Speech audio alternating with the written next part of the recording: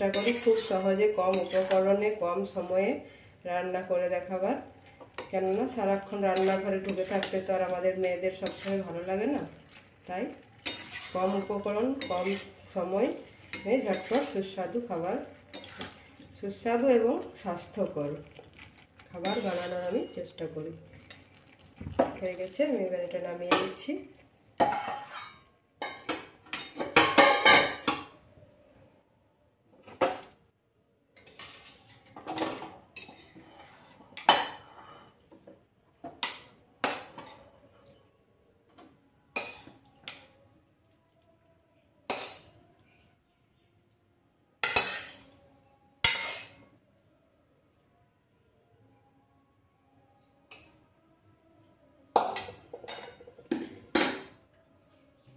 Ready.